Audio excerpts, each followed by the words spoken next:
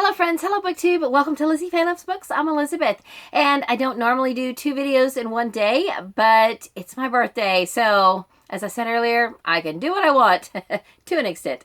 So I am in the middle of a book organizing project, which I am trying to film and vlog a little bit as I go, but meanwhile, as I am sorting and putting away books, I am wanting to show you the newly acquired books, or at least the books that I've acquired this year. And I have not done a decent book haul up until yesterday. I hadn't really done a decent book haul since March when I showed you some cozy mysteries, but I've been accumulating these books since the beginning of the year. And so I thought, since it's the first day of November, it's the start of Nonfiction November, that the next book haul I would show you, or the next group of books, would be my nonfiction. And it's I started out showing you book hauls because I wanted to put away those sections of books, which that's what the last 2 have been, and I've put those away and gotten those organized. Now, I don't know where I'm going to put these. I haven't really made a dent in my nonfiction shelves, so I don't know where these are going to go, but we'll figure it out. But meanwhile, like I said, since it's the beginning of Nonfiction November, and this is, I think, a very interesting and eclectic group of nonfiction. There is, I mean, it's just a huge variety. It's not a huge amount of books. There's about 12 here, and they're just from a lot of different categories and all over the Dewey Decimal System. So let's get started. Now, this one I mentioned earlier in my fiction video today because I was showing some other books by Larry McMurtry. And this is one of 2 by Larry McMurtry that I've already read or listened to. This is called Books, and it's the story of his relationship with books from a very early age on up through the years, when he began writing, when he became a bookseller. And it's just very, very interesting. I found this somewhere, maybe at a used bookstore, and I grabbed it because I wanted to have a copy of this for my own shelves, and I really thoroughly enjoyed it. And then the next one I showed in my Christian fiction video, even though it's Christian nonfiction, but it's the only Christian nonfiction that I have in all of my book hauls. So I'm just going to show it 2 places. And this is Of Mess and Moxie by Jen Hetmaker. I really didn't know anything about this, but I saw this, I think, at a used bookstore, and I recognized it because I think I saw it advertised on Goodreads when it first came out, and I think I've seen people on BookTube talking about it, and I got it home and flipped through it and found out that it's actually an inspirational Christian book. It's nonfiction, and I think I'm really going to like it. I love stuff like this, and it's just got advice for... well, let's see. Wrangling delight out of this wild and glorious life. That's the subtitle. So it's just kind of a self-help book and a motivational book. And I love stuff like that. So here's another motivational book, and it falls into the category of cleaning. It's called Cleaning House. Now, I have seen this already on Hoopla. In fact, I have it on my list of books to listen to on Hoopla, but earlier in the year, when I was in another town and I had been watching Katie's color guard competition, I always, whenever I go to any different town, I always check my phone, do a search, and see if there's bookstores or anything in the area. Well, I was passing right by a library as I was leaving, and I thought, I'm going to run in there and see if they're open, see if they have books for sale. And they did have a small section, so this is the only thing I bought. And I recognized the cover because, like I said, I've seen it on Hoopla. And here's what got me with this. The subtitle: A Mom's 12-Month Experiment to Rid Her Home of Youth Entitlement. I would love to rid my home of youth entitlement as well. If you have or have had teenagers, you know what I'm talking about. So I am looking forward to getting some motivation from that. Now, this one looks neat too. Knitting Pearls. It's edited by Ann Hood, and it is writers writing about knitting. And there's maybe almost 30 different writers that have submitted little vignettes for this book. Some of them are names you'll recognize, like Diana Gabaldon and Jodi Picoult. Miley Malloy writes good middle grade books. Laura Lippman, I know I've heard that name. I I haven't read anything by her. Christina Baker Klein, that sounds familiar. So there's just a lot of names on here, a lot of authors, and I love knitting, even though I haven't done it in years. I think this sounds really interesting, and I was intrigued by it. And then this next book I traded with one of my subscribers. I sent her a couple of books, and then she wrote me back. She said, I'm getting rid of some books, and sent me a list, and this was on it. And so she sent it to me. Woohoo! It is The Pioneer Woman Cooks Food from My Frontier. And she has several different cookbooks, but of course her frontier is in Oklahoma, which is where I'm from. I've, of course, never met her or anything, but I'm excited that a fellow Okie has made it big, and she has some wonderful recipes. The main one that I have been using for a long time is a mashed potato recipe that's fantastic. I make that for Thanksgiving and Christmas when I have to take food anywhere, like a church potluck. That is what I take. It's always popular. It almost always gets consumed to the point where I rarely have any to bring home. So it's a really good dish. And I don't know that it's in this book, but it was shared. I think my sister is the one that shared it with me, and I'm not sure what book it's in. But anyway, I'll be happy to forward you a copy if you would like it. If it's in this book especially, then I'll let you know. Or I'll at least tell you the exact name of it down below in the description, so that if you want to do a Google search, you can probably find the recipe. I think it's called Make Ahead Mashed Potatoes. So try that. Anyway, enough about mashed potatoes. I'm excited to have this. It's a beautiful book. I have not cooked anything out of it yet, but oh, look at that photography. It's just gorgeous. And I am excited to have it. And Rebecca Whitford was who sent me this. Thank you, Rebecca, so much. Okay, the next book I just got recently at my own library. They had a little book sale not too long ago. And had I had this book when I was doing my series on books with fantastic titles, this would have been included in the nonfiction video because this title is great. This is called Crones Don't Whine. Concentrated Wisdom for Juicy Women. I don't know about that, but here's what it says. It says, a crone is a juicy older woman with zest, passions, and soul, at least according to this author, Jean Shinoda Bolin, MD.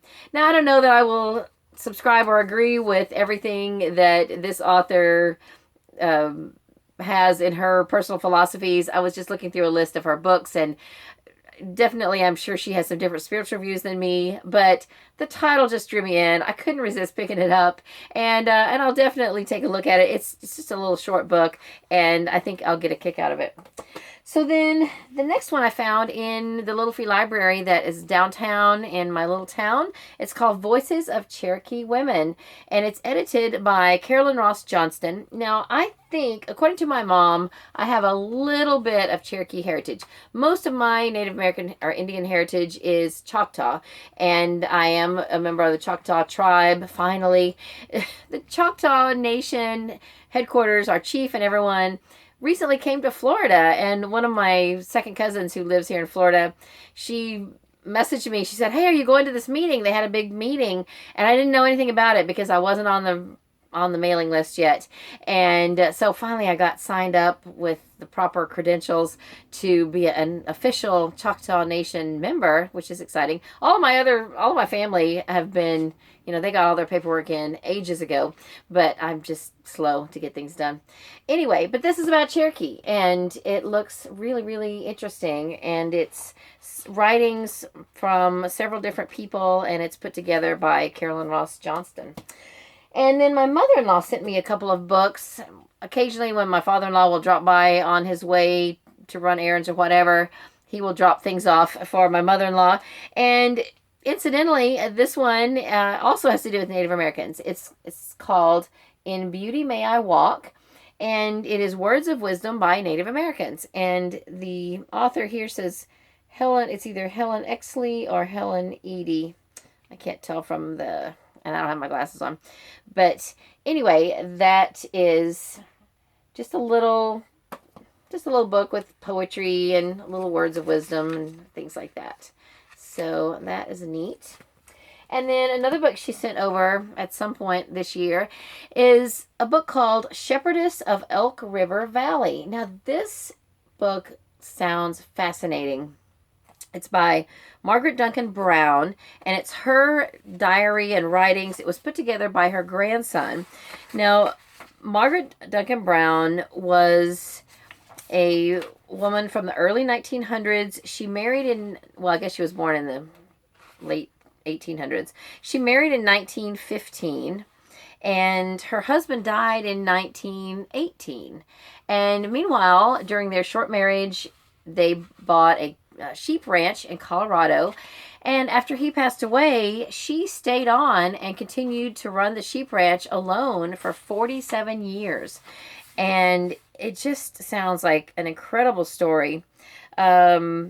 She was, let's see, what does it say?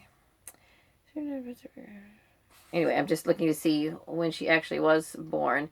The writings trace Margaret Duncan, an extremely attractive but pensive young girl of gentle Southern parentage, to marriage at the age of 18 in 1900 to Thurman Brown, then a mining clerk at Cripple Creek, Colorado.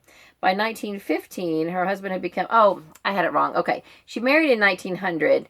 So by 1915, her husband was working, and it talks about what he was doing, but then he died in 1918. So they had been married 18 years. I apologize. I had that wrong. I read it wrong earlier.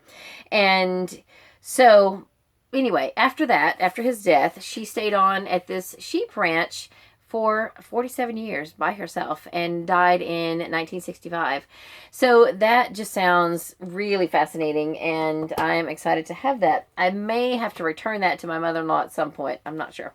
And then the next book is a memoir. It's called Backstreet Mom, and it's by Denise McLean, who's the mom of AJ McLean, who's one of the Backstreet Boys. Now, I don't know AJ, but I used to know Kevin from the Backstreet Boys way before, well, not way before, but right before that the Backstreet Boys were put together. We were co-workers.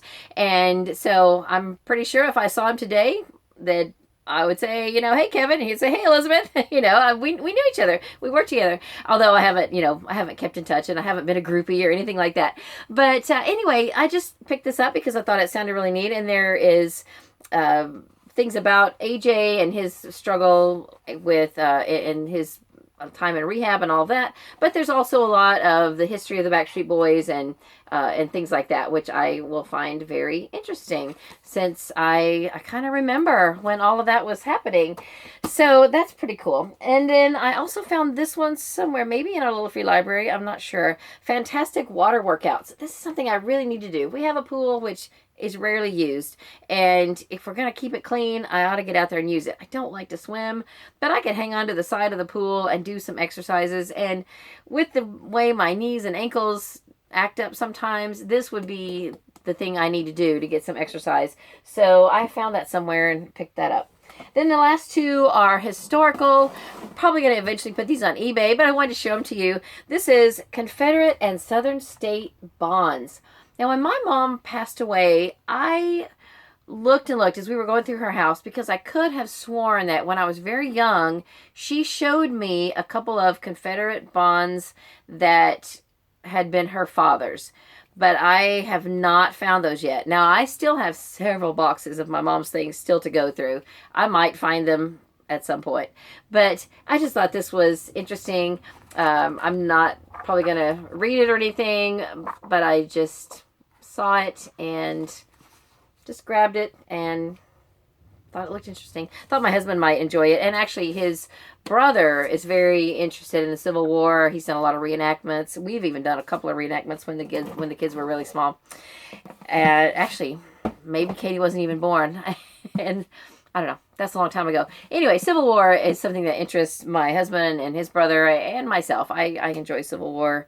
I don't enjoy Civil War. I enjoy Civil War fiction, and I know a little bit about the Civil War nonfiction, although I don't really read it. And I do have a couple of ancestors from the Confederacy, and my husband has ancestors from the North. Okay, last one. I found this not too long ago, and I thought maybe we might put this on eBay, but I don't know. I might even want to just keep it. It's not much to look at, but it is a library edition of Etiquette by Emily Post, and it is a August 1922. It says this is the first of 2 copies that as test for the first edition, which is stained blue at the... I'm trying to read the writing. Anyway, let me let you see that. I don't know if that came from the publisher. Oh, no, it's Emily Post. This is signed by Emily Post, and I don't know if this was stamped in there or what. But anyway, it just says this is one of the first 2 copies printed as tests for the first edition. And this copy was given to someone. It's hard to read this writing, but anyway, it's from August of 1922, and it is what it says. It is Emily Post's Etiquette, the full version from 1922, which I think would be really fun to read. Although I don't read as fast as Steve Donahue, so I don't know when I would ever have time to read it, but it does look really, really fun. And that's it. That's all of the nonfiction books that I have to show you right now. I see that my phone is running out of memory, so I'm going to sign off here. I will be back hopefully pretty soon with a wrap-up for October. I filmed a wrap-up for the summer. I got to edit that. And a TBR for November. So all that's coming up soon, along with more book hauls. So that's all I have for this video. I hope you're having a great day. Read a good book, and God bless you.